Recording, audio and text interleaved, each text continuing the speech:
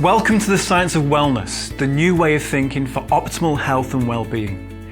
Each week you'll be sent the short films to watch, and we'd recommend watching them a few times over, particularly the areas of specific interest to yourself. We're going to take you on an extraordinary journey of learning in the most easily understood and engaging way, while maintaining all the important depth and content to give the context to the theories that we share with you. Successful results is representative to our level of awareness in any particular field. So for example, we may be overweight because we simply aren't aware of what we've got to do to change the body's composition. Somebody with a cardiovascular disease may in fact have lacked the awareness of the main risk factors that they've exposed themselves to. Or it may be that we can't shift the last few pounds around our stomach area because we're not aware that stomach fat is connected heavily to stress. And furthermore, we may not be aware of which stressor is causing the excessive blood cortisol profile. Whatever it may be that you're looking for, better mental health performance, enhanced feelings of well-being, increased energy levels, the reduction in pain from the joints or the gastrointestinal tract or the lower back, or even slowing down the aging process, you're going to find it all here within this fascinating series. You may actually think that all is well in the world with regard to our levels of well-being. After all, we are living longer. However, it could be argued that we're not necessarily living longer, but indeed dying longer. We have a decreased quality of life and we tend to be overfed and undernourished. Let's just address a few common myths to get started. The first myth is low-fat food is a good thing. Experts predict that the low-fat myth has caused an extreme amount of significant deaths. This is due to the increase of CVD, hyperinsulinemia, diabetes, and increased metastasization of cancerous cells. Cells require essential fatty acids in order to function properly. Every cell has a bilipid cell membrane. This is needed for communication, cell signaling, and retention of nutrients. Cholesterol is also required for hormonal production, such as testosterone. Cholesterol is the biggest antioxidant within the body. This means if you've not got a good intake of fats, you'll become deficient in essential fatty acids which your body can't synthesize, and the cells won't work effectively, the hormones won't get regulated, and insulin can cause to rise, increasing the risk factors of CVD, hyperinsulinemia, as we've previously just mentioned. There is a myth that carbohydrates give you energy. Carbohydrates actually increase serotonin, which induces a state of happiness, but also tiredness. Many people have a banana before training for energy. However, bananas are rich in L-tryptophan, which also induces serotonin along with its GI impact from the carbohydrates. At least 75% of the population are carbohydrate intolerant. This means that the carbohydrates are less usable to the body. People assume you can eat what you want in the morning as long as you eat something. Unfortunately, it's not the case. You are the most acidic in the morning and at night. This is due to detoxification during sleep. You want to enhance this by alkalizing the body to help buffer the acidity. Coffees are usually the thing people go for in the morning, but coffee is classed as the most acidic food on the planet. The first meal dictates your neurotransmitter production throughout the day.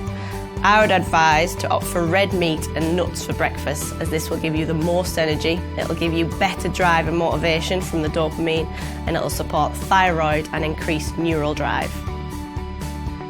Another myth you may have heard is surrounding healthy foods, such as whole wheat, yogurt, oats, milk and cheese. Yogurt, for example, has an insulin index of 115, whereas a Mars bar has an insulin index of 112. Lactose, the sugar in milk, is extremely insulinogenic. This increases insulin rapidly in the blood. Oats and wheat are deemed good for your heart. However, oats switch on 62 genes which aggravate inflammation, which is one of the biggest contributors to an unhealthy heart. Wheat also has maleffects on the gut health that creates further systemic inflammation. Casein, the protein found in milk and cheese, converts into casomorphins that act on the opioid receptors similar to morphine and create a degree of addiction. This is something I use with my clients in terms of, for a month, we try and cut out wheat and dairy products, and for one day after that month, we eat as much of one of those types of foods as we can. And we're looking for certain things such as fatigue, tiredness, bloating, bellyache, headaches, certain symptoms that arise when you have an intolerance to that type of food. If were to arise, I'd advise them to avoid that type of food as much as they can and be aware of the ill effects they may suffer if they do have a little bit in the future.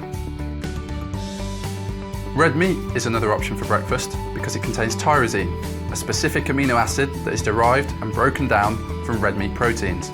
This helps you boost your dopamine levels. Dopamine is a brain chemical that is required for your drive and motivation throughout the day.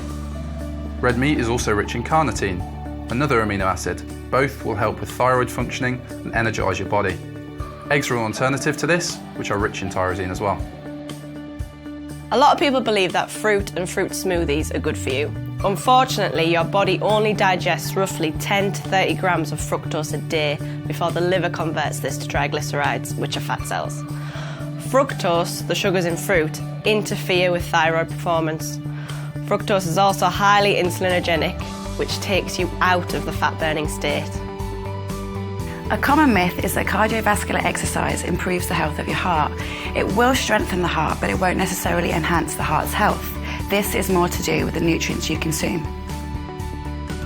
So, the myth is that if you do loads of sit-ups, you're going to get those amazing abs. Sit-ups are going to increase the degree of lumbar flexion. This then becomes a recipe for disaster. Combine this with prominent tightness in the hamstrings and hip flexors. People have got this from extensive hours of being in a seated position at work. This then becomes a dysfunction to the body. Most people have suboptimal levels of vitamin D. This has a correlation to poor back health and degradation of connective tissues, therefore actually increasing risk further. People generally do sit-ups daily and an extensive amount of reps. This creates a lot of stress, which then causes the stress hormone cortisol to rise and then promotes the storage of fat on the stomach. The abdominal look isn't actually about training and developing the muscle. There are 53 million memberships for gyms in the US right now, which is about 16% of the population. But with the current statistics, the obesity rate has continued to increase. The growing membership rate doesn't correlate with increased health either. We're living in a world of misinformation. People are suffering with suboptimal standards. They're suffering needlessly and putting up with the aches and the pains which they don't need to. This is due to the environment which is being created. We've essentially created an obesogenic environment with the sacrifice of health over convenience. Assuming an individual consumes only food with no nutrition supplementation and shops with convenience in mind, the ideal diet is virtually impossible. There are approximately 85,000 toxins that have been released into the environment since World War II, with only 50% having been tested. In the current state of the modern world, we commonly suffer from adrenal insufficiency or adrenal fatigue. Most of us are actually suffering with this.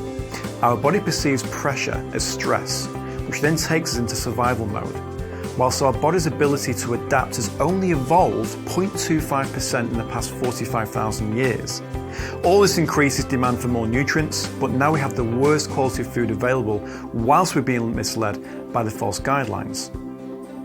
If on waking you feel tired or you hit the snooze button excessively, if you get a dip in energy levels between 2 p.m. and 5 p.m. or you struggle to get to sleep, these are all clues that you may be suffering from adrenal fatigue, otherwise known as non-Addison's hypoadrenia.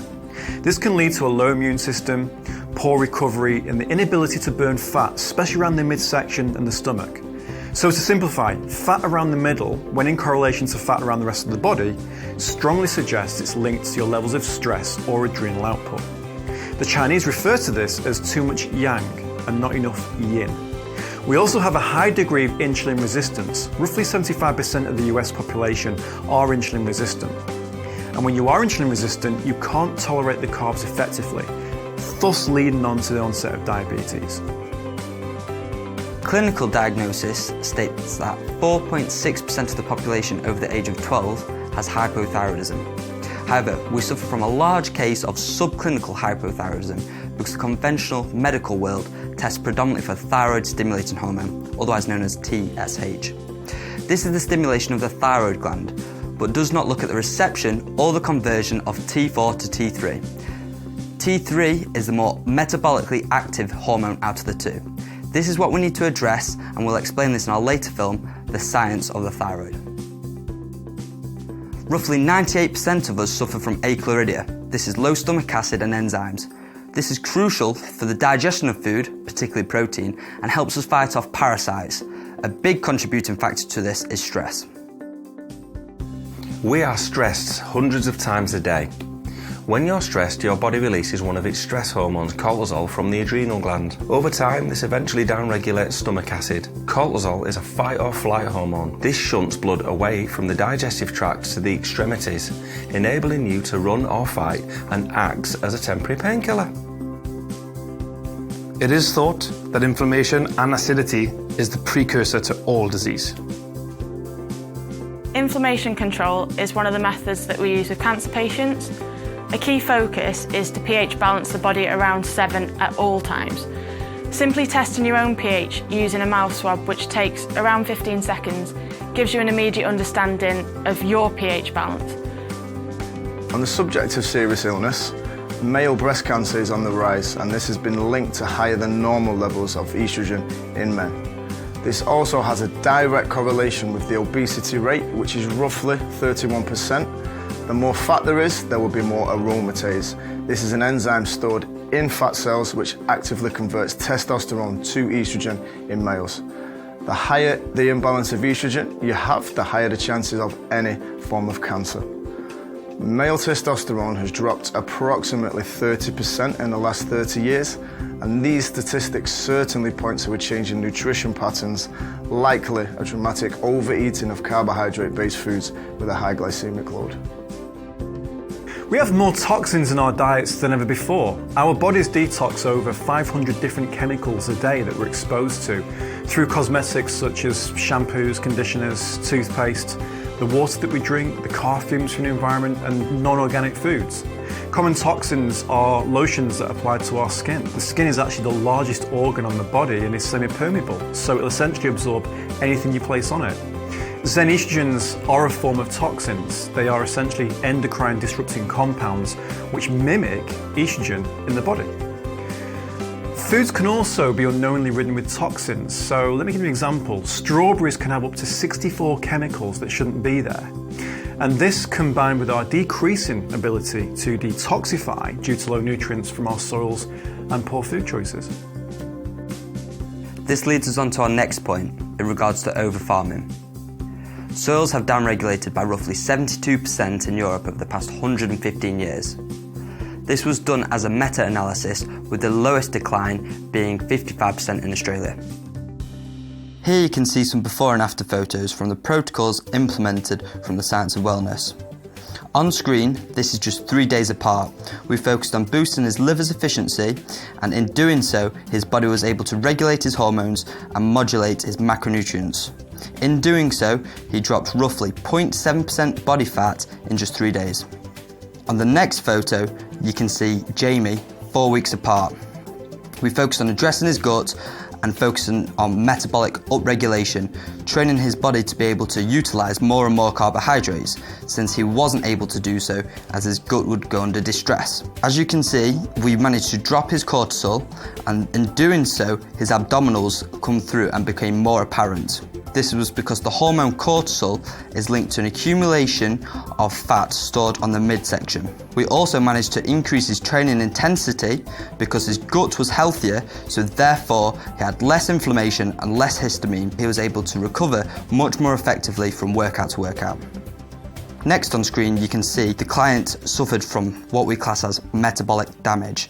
This is where chronic undereating causes the body to go into a state of perceived stress, so it focuses on survival rather than thriving. This goes into storage mode. The individual on screen managed to reduce their total body weight from 15 stone down to 10 stone.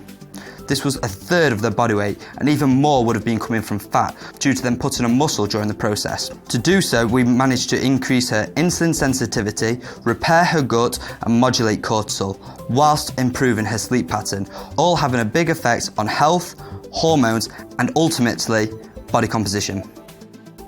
Here you can see Penny. Her gut was inflamed because it was under distress. We removed nightshades because they release zonulin, which affects the gut integrity. We also removed gluten, wheat, and dairy. In doing so, she had more energy, wasn't feeling tired, wasn't getting a headache, had better cognition, and her body fat was just dropping. There's a famous phrase, you are what you eat, but we take that a step further. It's not what you eat, it's what you metabolize, synthesize, assimilate, utilize, detoxify, excrete, not eat, and what you eat, ate. This means it's the quality of what you're eating, when you're consuming it, what food you eat it with, and for what reason. If you're eating poor, low-grade, quality, commercially raised meat that is probably fed on corn and antibiotics to increase the longevity of their life, they'll have a distorted quality of nutrition. How can you get healthy from eating something which is unhealthy? Roughly 50% of the world's antibiotics are used on livestock. Consumption of this livestock will lead to a reduced level of gut health with diminished proflora, causing poor immunity, poor hormone management, low nutrient absorption, and potentially increased weight gain. We are the biggest bioaccumulators, which means we are consistently accumulating the byproducts of what we consume. Therefore, toxins tend to be heavily present in our bodies. A good quote from Dr. Mark Houston, a leading cardiologist in Nashville: "Our body has a limited number of options to help resolve an unlimited number of insults." That basically reiterates what we have been saying. The impact of the modern world, when not addressed, is having a detrimental effect on how we feel, think, perform, and look. But all is not lost. We have so much to share with you on how to combat these issues. The first step is to be aware of it. Becoming full of energy first thing in the morning and maintaining it all the way through the day. This will prevent that midday slump of tiredness. Managing stress to help control performance, clarity and emotional well-being. So a third aspect is to maximise body composition from balancing hormones. In other words, keeping the body fat down and enhancing the use of body fat for energy. Be able to unwind at night to allow your body to enter a deep, undisturbed sleep, feeling fresh the next day. Reduce unwanted aches and pains with inflammatory management and correct dysfunctional biomechanics. Improve the health of the gut and understand its crucial role as a key component of quality of life. Reduce bloating, distend stomach and stomach cramps, as well as reducing the occurrence of IBS. Heighten your immune system to prevent those groggy and flu-like symptoms. You'll be able to upregulate your memory and focus to improve your performance at work. Uplift your mood-boosting chemicals, such as serotonin. This will brighten up all aspects of your day by regulating neurotransmitters. So we need to create a platform, a foundation of fundamentals for success. And that includes anyone from deconditioned individuals right the way through to athletes engaged at high-level sport and performance. So let's go through those foundations right now. Make the switch to filtered water. This will reduce the toxin exposure, such as xenoestrogen, which accumulate from the buildup of pharmaceuticals which have failed to get filtered out through the recycling plants. You can do this by using a Brita water filter. You also want to alkalise the body. You can test your pH using pH testing strips. The saliva correlates to overall acidity, whereas second morning urine is an indicator of kidney acidity.